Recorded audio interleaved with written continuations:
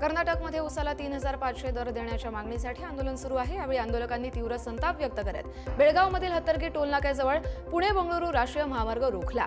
याचवेळी पोलिसांनी लाठीचार्ज केल्यानंतर संतप्त शेतकऱ्यांनी पोलीस वाहनांवर दगडफेकही केली। त्यामुळे परिसरात तणावाचं वातावरण निर्माण झालं। महामार्गावर वाहनांच्या लांबच लांब रांगाही लागल्या। दरम्यान बंगळुरूमध्ये मुख्यमंत्री सिद्धरामय्या यांची 80हून अधिक साखर कारखान्यांसोबत बैठक सुरू असून कारखानदारांनी एमएसपी, इथेनॉल दर आणि निर्यात बंदीमुळे 3,500 दर देणं शक्य नसल्याचं सांगितलंय। देशाच्या सुरक्षेसाठी अत्यंत महत्त्वाच्या चिकन नेक म्हणजेच सिलिगुडी कॉरिडॉरच्या सुरक्षेला मजबूती देण्यासाठी भारतीय लष्करानं बमुनी, किशनगंज आणि चोपडा इथं 3 नव्या चौक्या उभारल्यात। ईशान्य भारताला देशाच्या इतर भागाशी जोडणारा हा 22 किलोमीटरचा अरुंद पट्टा बांगलादेश, नेपाळ, भूतान आणि चीनच्या सीमेनं वेढलेले असल्यामुळे अत्यंत संवेदनशील आहे। बदलतं आंतरराष्ट्रीय राजकारण आणि बांगलादेश पाकिस्तानची वाढती जवळीक लक्षात घेता या भागात गस्त आणि सुरक्षा वाढवण्याचा निर्णय घेतला गेलाय। त्यामुळे शत्रूचा कोणताही डाव आता चिकन नेक जवळ फेल होणार आहे। दिल्लीच्या इंदिरा गांधी आंतरराष्ट्रीय विमानतळावरील सुरक्षेत मोठी त्रुटी घडल्याचं समोर आलं। एका ब्रिटिश नागरिकानं इमिग्रेशन क्षेत्रातून पळ काढत दिल्लीत प्रवेश करण्यात यश मिळवलंय। त्या व्यक्तीला थायलंडहून ब्रिटनला डिपोर्ट करण्यात येत होतं आणि दिल्लीत ट्रान्झिट दरम्यान फॉर्मॅलिटीज करत असताना तो फरार झाला। दिल्ली पोलीस आणि केंद्रीय सुरक्षा यंत्रणा त्याचा शोध घेण्यासाठी मोहीम राबवत आहेत। दरम्यान पोलिसांनी गुन्हा नोंदवून संबंधित एअरलाइन्स कर्मचाऱ्यांची चौकशी सुरू केली आहे। दिल्ली विमानतळावर आज हवाई वाहतूक मोठ्या प्रमाणात विस्कळीत झाली। उड्डाण नियोजनासाठी वापरल्या जाणाऱ्या ऑटोमॅटिक मेसेज स्विचिंग सिस्टममध्ये अचानक तांत्रिक बिघाड झाला आणि त्यामुळे सगळे एअरलाइन ऑपरेशन्सवर परिणाम झाला। एअर ट्रॅफिक कंट्रोलर्सना आता फ्लाईट प्लॅन मॅन्युअली हाताळावं लागत असल्यानं उड्डाणं आणि लँडिंगला विलंब होतोय। तांत्रिक पथकांनी बिघाड दुरुस्तीचं काम युद्धपातळीवर सुरू केलंय। प्रवाशांना होणाऱ्या गैरसोयीबद्दल विमानतळ प्रशासनानं दिलगिरी व्यक्त केली असून आता उड्डाणाचे अपडेट वेळापत्रक तपासूनच विमानतळावर येण्याचं आवाहन करण्यात आलंय। संरक्षण मंत्री राजनाथ सिंग यांनी अणु चाचण्यांवरील वादावर भूमिका स्पष्ट केली आहे। अमेरिका, चीन, पाकिस्तान कोणीही भारतावर दबाव आणू शकत नाही असं ते म्हणाले। राष्ट्रीय सुरक्षा तसंच अणु चाचण्यांविषयीचा निर्णय भारत आपल्या हिताच्या आधारेच घेईल आणि आवश्यक तेव्हा योग्य पावलं उचलेल असं देखील राजनाथ सिंग यांनी म्हटलंय। त्यांनी ऑपरेशन सिंदूर दरम्यान तिसऱ्या पक्षाचा कोणताही सहभाग नाकारत या कारवाईत मानवी वस्ती टार्गेट नव्हतंच आणि फक्त दहशतवादी ठिकाणं लक्ष्य केली गेली असं देखील स्पष्टपणे बजावलंय। जर गरज भासली तर राष्ट्रपात्र निर्णय पुन्हा लागू करण्यास तयार आहोत असंही त्यांनी अधोरेखित केलंय। परराष्ट्र मंत्रालयानं पुन्हा एकदा भारतीय नागरिकांना रशियन सैन्यात नोकरीच्या आमिषाला बळी न पडण्याचं आवाहन केलंय। रशियन सैन्यात भारतीयांची भरती होत असल्याच्या माहितीवरून दिल्ली आणि मॉस्को इथल्या अधिकाऱ्यांशी तातडीनं चर्चा करून ही प्रक्रिया त्वरित थांबवण्याची आणि आधीच भरती झालेल्या भारतीयांना मुक्त करण्याची मागणी करण्यात आली आहे। दरम्यान आम्ही प्रभावित कुटुंबाशी सतत संपर्कात असून नागरिकांना सुरक्षित परत आणण्याचे प्रयत्न सुरू आहेत अशी माहिती मंत्रालयानं दिली आहे। रशियन सैन्यात सहभागी होणं अत्यंत धोकादायक असल्याचा इशारा देखील दिला गेला आहे। तेलंगणातील जुबली हिल्स पोटनिवडणुकीच्या तोंडावर मुख्यमंत्री रेवंत रेड्डी यांच्या वक्तव्यामुळे राजकीय वाद चिघळलाय। प्रचार सभेत बोलताना त्यांनी काँग्रेस म्हणजे मुस्लिम आणि मुस्लिम म्हणजे काँग्रेस असं विधान केलं। या वक्तव्यावर भाजपनं जोरदार टीका करत रेड्डी यांच्यावर तुष्टीकरणाचा आरोप केलाय। दरम्यान या वक्तव्यामागे मुस्लिम मतांचं विभाजन रोखण्याची काँग्रेसची रणनीती असल्याचं बोललं जातंय। या मतदारसंघात मुख्य लढत काँग्रेसचे नवीन यादव, बीआरएसच्या मगंती सुनीता आणि भाजपचे लंकाला दीपक रेड्डी यांच्यात असेल। एमआयएमनं काँग्रेसला दिलेल्या पाठिंब्यानं निवडणुकीची लढत आणखी चुरशीची बनली आहे। देशातील वाढत्या भटक्या कुत्र्यांच्या समस्येकडे लक्ष वेधत न्यायालयानं महत्त्वपूर्ण आदेश जारी केलेत। रुग्णालयं, शाळा आणि महाविद्यालयांच्या परिसरात कुंपण घालून भटके कुत्रे प्रवेश करू नयेत याची काळजी घ्यावी असे कोर्टानं निर्देश दिलेत। तसंच सगळे राज्य आणि राष्ट्रीय महामार्गावरून भटके कुत्रे हटवण्याचे आदेशही देण्यात आलेत। कोर्टानं सगळ्या राज्यांच्या मुख्य सचिवांना काटेकोर अंमलबजावणी करण्यास सांगत 3 आठवड्यात स्थिती अहवाल आणि प्रतिज्ञापत्र दाखल करण्याचे निर्देशही दिलेत। भटक्या कुत्र्यांवरील सर्वोच्च न्यायालयाच्या नवीन आदेशानंतर प्राणीप्रेमींमध्ये नाराजी उसळली आहे। याचिकाकर्त्या वकील ननिता शर्मा कोर्टातच भावूक झाल्या। माध्यमांशी बोलताना त्या ढसाढसा रडल्या आणि हा निर्णय 11 ऑगस्टच्या कडक आदेशासारखाच वेदनादायक असल्याचं त्यांनी सांगितलं। न्यायालयाने सार्वजनिक ठिकाणांहून सरकारी कार्यालये, शैक्षणिक संस्था, रेल्वे स्थानकं, बस थांबे इथले भटके कुत्रे हटवून शेल्टरमध्ये स्थलांतरित करण्याचे आदेश दिलेत। या ठिकाणी कुत्रे परत येऊ नयेत म्हणून नोडल अधिकारी नेमण्यात येणार आहेत। दरम्यान या कारवाई दरम्यान मुक्या प्राण्यांवर अन्याय होऊ नये अशी वेदनाही ननिता शर्मा यांनी व्यक्त केली आहे। गुजरातच्या सुरतमध्ये भटक्या कुत्र्यांच्या हल्ल्यात जखमी झालेल्या 38 वर्षीय तरुणाचा 12 दिवसांच्या उपचारानंतर मृत्यू झालाय। नमाज पठण करून घरी परतत असताना 4 ते 5 कुत्र्यांनी त्याचा पाठलाग केला। यावेळी पळत असताना तो घसरून पडला, ज्यामुळे त्याच्या डोक्याला गंभीर दुखापत होऊन मेंदूत रक्तस्राव झाला, तर पाठीचा कणा फ्रॅक्चर झाल्यानं अर्धांगवायू देखील झाला होता। प्रकृती बिघडत गेल्यानंतर गुरुवारी त्याचा मृत्यू झालाय। सुरत शहरात दररोज 35 ते 40 कुत्र्यांच्या हल्ल्याच्या घटना नोंदवल्या जात आहेत। भटक्या कुत्र्यांचा वाढता धोका लक्षात घेता हे गंभीर स्वरूप धारण करत असल्याचं समोर येत आहे। छत्तीसगडच्या गरियाबंदमध्ये उदंती एरिया कमांडर सुनील आणि सेक्रेटरी अरेना यांच्यासह 7 नक्षलवादी जंगलातून बाहेर पडत आत्मसमर्पणासाठी जिल्हा मुख्यालयाकडे रवाना झालेत। या सगळ्यांवर प्रत्येकी 8 लाखांचं बक्षीस जाहीर होतं। त्यांच्याकडे SLR, INSAS याच्यासह 5 शस्त्र देखील आढळली आहेत। तसंच 1 लाख बक्षीसधारक कांती देखील आत्मसमर्पणासाठी बाहेर पडलाय। छत्तीसगडमध्ये सुरू असलेल्या तीव्र कारवाईमुळे नक्षलवादी मोठ्या प्रमाणात शरण येत आहेत। IG रायपूर रेंज आणि गरियाबंद SP याबाबत सविस्तर माहिती पत्रकार परिषदेतून देणार असल्याची देखील माहिती आहे। एअर इंडिया विमान दुर्घटना प्रकरणातील पायलटच्या मृत्यू प्रकरणातील याचिकेवर सुनावणी दरम्यान सुप्रीम कोर्टानं महत्त्वाची टिप्पणी केली आहे। अपघातासाठी पायलटला दोषी ठरवता येत नाही, स्वतःवर भार उचलू नका असं कोर्टानं म्हटलंय।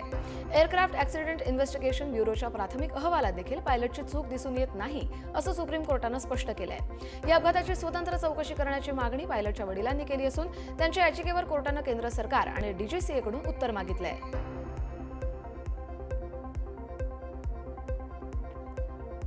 मध्य प्रदेशातील शिवपूर जिल्ह्यातून मध्यान्ह भोजन योजनेवर प्रश्नचिन्ह उभं करणारी संतापजनक घटना घडली आहे। विजयपूरमधील हुलपूर सरकारी शाळेत लहान मुलांना ताटलीऐवजी फाटलेल्या कागदाच्या तुकड्यांवर जेवण दिल्याचा धक्कादायक व्हिडिओ समोर आलाय। जमिनीवर बसून मुलांना भात भाजी खायला देत असतानाच शिक्षक आणि कर्मचारी मात्र उभे राहून ते पाहत होते। यावेळी कुणीही हस्तक्षेप केला नाही। या प्रकारानंतर शिक्षण विभागात खळबळ माजली असून संबंधित शाळेकडून तातडीनं अहवाल मागवण्यात आलाय, तसंच चौकशीचे आदेशही दिले गेलेत। लोकप्रिय social media influencer Vanshika Hapur पुन्हा एकदा चर्चेत आली आहे, पण यावेळी गंभीर आरोपांमुळे। घर नावावर करण्याच्या वादातून वंशिकानं आपल्या आईलाच मारहाण केल्याचा व्हिडिओ सध्या सोशल मीडियावर व्हायरल झालाय। या व्हिडिओमध्ये वंशिका आपल्या आईला ढकलताना आणि शिवीगाळ करताना दिसते। पीडिताईनं पोलिसात तक्रार दाखल केली असून मारहाण, धमकावणं आणि दागिने हिसकावण्याचा आरोप तिनं आपल्या मुलीवर केलाय। वंशिका YouTube, Instagram आणि Facebookवर लाखो फॉलोअर्स असलेली पॉप्युलर क्रिएटर असून 2022 असून 210 व्हिडिओ तिने अपलोड केले आहेत। कौटुंबिक कलह आणि हिंसाचारामुळे आता हा प्रकार मोठ्या प्रमाणात चर्चेत आलाय। नारळाचा प्रदेश म्हणून ओळखला जाणाऱ्या केरळमध्ये नारळ उत्पादन मोठ्या संकटात सापडलंय। हवामान बदल, अतिवृष्टी आणि उष्णतेच्या लाटांमुळे उत्पादन सातत्यानं घटत असून राज्याला आता तामिळनाडूवर अवलंबून राहू लागतंय। गेल्या वर्षी 30 रुपयांना मिळणारा नारळ आज 70 ते 72 रुपयांवर पोहोचलाय, तर नारळाच्या तेलाचा भाव 400 रुपये किलोपर्यंत गेलाय। नारळाच्या झाडांची संख्या घटल्यानं शेतकरी आणि पारंपरिक उद्योग धोक्यात असून गॉड्स ओन कंट्री अशी ओळखही संकटात आली आहे। हवामानातील अनियमित बदल हेच या मोठ्या घसरणीचं प्रमुख कारण ठरतंय। उत्तर प्रदेशातील सुनगड गावातील एका शेतकऱ्यानं चक्क आपल्या रेड्याचा वाढदिवसाला लाखो रुपये खर्च केले। तब्बल लाखो रुपये खर्च करून धूमधडाक्यात रेड्याला सजावून गावातून मिरवणूक काढण्यात आली। यावेळी गळ्यात नोट्यांचे हार घातले गेले आणि खास केक कापून वाढदिवसाचं सेलिब्रेशन पार पडलं। यावेळी डीजेच्या तालावर ग्रामस्थांनी मनसोक्त नाचही केला। शेतकऱ्यांना सगळ्या गावकऱ्यांना भोजनाची मेजवानीही दिली। या अनोख्या सेलिब्रेशनचा व्हिडिओ सोशल मीडियावर व्हायरल झाला असून ही घटना सध्या मोठ्या चर्चेत आली आहे। टीम इंडियाचा स्टार वेगवान गोलंदाज मोहम्मद शमी पुन्हा एकदा चर्चेत आलाय। शमीच्या पत्नी हसीन जहांनं पोटगी वाढवण्याची मागणी करत सर्वोच्च न्यायालयात धाव घेतली आहे। सध्या कोलकाता हायकोर्टानं तिच्यासाठी 1.5 लाख आणि मुलीसाठी 2.5 लाख अशी दरमहा 4 लाखांची पोटगी ठरवली आहे। ही रक्कम अपुरी असल्याचा दावा करत जहांनं आव्हान दिलं। दरम्यान महिन्याला 4 लाख रुपये जास्त नाहीत का असा सवाल कोर्टाने केला। तरीही न्यायालयानं शमी आणि पश्चिम बंगाल सरकारला 4 आठवड्यात उत्तर द्यायला सांगितलं असून पुढील सुनावणी डिसेंबरमध्ये पार पडेल। फिलिपिन्सला तडाखा दिल्यानंतर कलमेगी वादळानं आता व्हिएतनाममध्ये हाहाकार माजवलाय। जियालाई आणि आसपासच्या भागात जोरदार वारे आणि मुसळधार पावसामुळे घरं कोसळून 5 जणांचा मृत्यू झालाय, तर अनेक जण बेपत्ता आहेत। 149 किलोमीटर प्रति तास वेगानं वाहणाऱ्या वाऱ्यांनी आधीच पूरग्रस्त प्रदेशातील परिस्थिती आणखी गंभीर केली आहे। पर्यावरण मंत्रालयानुसार 57 घरं पूर्णपणे पडली आहेत, तर 2600हून अधिक घरांचं नुकसान झालंय।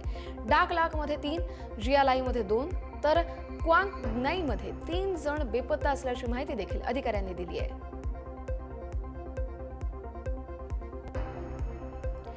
इंडोनेशियाची राजधानी जकार्तामध्ये आज मोठी दुर्घटना घडली। जुम्मा नमाजानंतर मशिदीत भीषण स्फोट झाला, ज्यात 54हून अधिक लोक जखमी झाल्याची माहिती समोर आली। हा स्फोट उत्तर जकार्तातील केलापा गडिंग परिसरातील शालेय संकुलात असलेल्या मशिदीत झाला। जर्मनीमध्ये मन सुन्न करणारी घटना घडली आहे। रुग्णांची सेवा करण्याची शपथ घेतलेला 44 वर्षीय पॅलिएटिव्ह केअर नर्सनं स्वतःचं रात्रीचं काम कमी करण्यासाठी चक्क 10 रुग्णांची हत्या केल्याची धक्कादायक घटना घडली आहे। डिसेंबर 2023 ते मे 2024 दरम्यान वुर्सलन इथल्या रुग्णालयात तिनं मॉर्फिन आणि मिडालोजमची जास्त मात्रा देऊन रुग्णांना ठार केलं। दरम्यान तिनं 27 जणांच्या हत्येचा प्रयत्न केल्याचंही उघड झालंय। न्यायालयानं हा गुन्हा अत्यंत क्रूर ठरवत तिला जन्मठेप सुनावली असून 15 वर्षांनंतरही तिच्या सुटकेची कोणतीही शक्यता नसणार असल्याचं सांगितलंय। इस्रायलसोबतच्या अब्राहम करारात आता कझाकिस्तानही सामील होत आहे। अमेरिकेचे अध्यक्ष डोनाल्ड ट्रम्प यांनी कझाकिस्तानचे अध्यक्ष कासिम जोमार्ट तोकायेव आणि इस्रायली पंतप्रधान बेंजामिन नेतन्याहू यांच्याशी चर्चेनंतर ही घोषणा केली। कराराच्या स्वाक्षरीची तारीख लवकरच जाहीर होणार असून आणखी काही मुस्लिम देशही या प्रक्रियेत सहभागी होण्याच्या तयारीत असल्याचंही ट्रम्प म्हणाले। 2020 मध्ये सुरू झालेल्या अब्राहम कराराअंतर्गत यूएई, बहरीन आणि मोरोक्कोनं इस्रायलशी औपचारिक संबंध प्रस्थापित केले होते। कझाकिस्तानच्या सहभागामुळे या कराराचा व्याप अधिक वाढणार आहे। गाझाच्या बोगद्यात सुमारे 7 ते 8 महिन्यांपासून 200 हमास सैनिक अडकलेत। या सैनिकांना सुरक्षितपणे बाहेर पडू दिलं जाणार नसल्याचं इस्रायलचे पंतप्रधान बेंजामिन नेतन्याहू यांनी म्हटलंय। हमासच्या कोणत्याही सैनिकांना पळून जाण्यापासून रोखण्यासाठी इस्रायलला बाहेर पडण्याचे बोगदे आणि मार्ग बंद केलेत। जर हमासच्या सैनिकांनी शस्त्र समर्पण केली तर त्यांना तिथून निघून जाण्याची परवानगी दिली जाऊ शकते। मात्र नेतन्याहू त्यांच्या कार्यालयानं हा दावा खोटा असल्याचंही म्हटलंय। कोणत्याही हमास सदस्याला माफी किंवा सुरक्षित मार्ग दिला जाणार नाही, अशी देखील भूमिका इस्रायलनं मांडली आहे। पाक लष्कर पुन्हा एकदा वादाच्या भोवऱ्यात सापडलंय। पाकिस्ताननं चक्क आपल्या सैनिकांची किंमत ठरवल्याचं समोर आलंय। गाझामध्ये पाकिस्तानी सैन्य तैनात करण्यासाठी लष्कर प्रमुख जनरल असीम मुनीर यांनी इस्रायलकडे प्रति सैनिक 10,000 अमेरिकन डॉलर्सची मागणी केल्याची बाब समोर आली आहे। दिग्गज पाकिस्तानी पत्रकार अस्मा शिराझी यांनी हा दावा केलाय। जर हा दावा खरा असेल तर यामुळे पाक लष्कराची तत्वांसाठी नाही तर पैशांसाठी लढणारे भाड्याचे सैन्य ही जुनी ओळख पुन्हा उघड होईल। गाझासारख्या भीषण संकटाच्या काळातही पाक सैन्य नफा कमवण्याची संधी शोधत असल्याचं समोर आलंय। उत्तर कोरियाने एका मिसाईलचं यशस्वी प्रक्षेपण केलंय, ज्यामुळे जगभरातील सुरक्षा यंत्रणा चिंताग्रस्त झाली आहे। विशेषतः जपान, अमेरिका, दक्षिण कोरिया हाय अलर्ट मोडवर गेलेत। उत्तर कोरियानं एक शॉर्ट रेंज बॅलिस्टिक मिसाईलचं परीक्षण केलं। उत्तर कोरियानं परीक्षण केलेलं हे मिसाईल शॉर्ट रेंज असल्याचं जपान सरकारनं म्हटलंय। हे मिसाईल समुद्रात डागलं गेलं, ज्यामुळे कोणतेही नुकसान झालं नसल्याचंही जपाननं सांगितलंय। तर हे मिसाईल लॉन्च होताच ट्रॅक करण्यात आल्याचं दक्षिण कोरियानं म्हटलंय। या मिसाईलनं 700 किलोमीटरचा प्रवास केल्याची देखील माहिती समोर आली आहे। अमेरिकेचे राष्ट्राध्यक्ष डोनाल्ड ट्रम्प इराणवरील निर्बंधांवर विचार करणार आहेत। जर इराणनं आपला आण्विक कार्यक्रम आणि अस्थिरता निर्माण करणारे वर्तन थांबवलं तर अमेरिका निर्बंध शिथिल करण्याचा विचार करू शकते, असं ट्रम्प म्हणतात। जर ते करारासाठी तयार असतील तर चर्चेचा आणि सवलतीचा मार्ग खुला असल्याचंही त्यांनी सूचित केलंय। मात्र इराणनं तातडीनं अटी शर्थींशिवाय वाटाघाटीसाठी नकार दिला असला तरी ट्रम्प यांचा हा पवित्रा पश्चिम आशियातील तणाव कमी करण्याच्या दिशेनं एक पाऊल ठरू शकतो, असं राजकीय विश्लेषकांचं मत आहे। अमेरिकेचे माजी राष्ट्राध्यक्ष बराक ओबामा यांनी वॉशिंग्टन इथल्या एका कार्यक्रमात जल्लोष साजरा केलाय। न्यूयॉर्क शहराचे नवनिर्वाचित महापौर जोहरान ममदानी यांच्या विजयाचा त्यांनी आनंद साजरा केला। यावेळी त्यांनी मतदार राष्ट्राध्यक्ष डोनाल्ड ट्रम्प यांच्या अजेंड्याला स्वीकारत नसल्याचंही स्पष्ट केलं। जेव्हा आपण मजबूत आणि दूरदर्शी नेत्यांसोबत एकत्र येतो आणि महत्त्वाच्या मुद्द्यांवर लक्ष केंद्रित करतो तेव्हा आपण जिंकू शकतो, असं म्हणत ओबामा यांनी जोहरान ममदानी, डेमोक्रॅटिक नेते एबिगेल स्पॅनबर्गर आणि मिकी शेरिल यांचं अभिनंदन केलं। अमेरिकेत सुरू असलेलं ऐतिहासिक शटडाऊन 37 दिवसांवर येऊन पोहोचलंय। याचा थेट परिणाम हवाई प्रवासावर दिसतोय। FAAनं कर्मचाऱ्यांच्या कमतरतेमुळे 40 प्रमुख विमानतळांवर उड्डाण कपात लागू केली आहे, ज्यामुळे आतापर्यंत 700हून अधिक उड्डाणं रद्द झाली आहेत। न्यूयॉर्क आणि वॉशिंग्टन DC सारख्या व्यस्त विमानतळांवर प्रवाशांची मोठी गैरसोय होते। ही कपात वाढत जाऊन दररोज 1800 उड्डाणं रद्द होण्याचा धोका आहे, असं मत तज्ज्ञांनी व्यक्त केलंय। हवाई वाहतूक नियंत्रकांना पगाराशिवाय काम करावं लागत असल्यानं ही परिस्थिती आणखी गंभीर होत चालली आहे।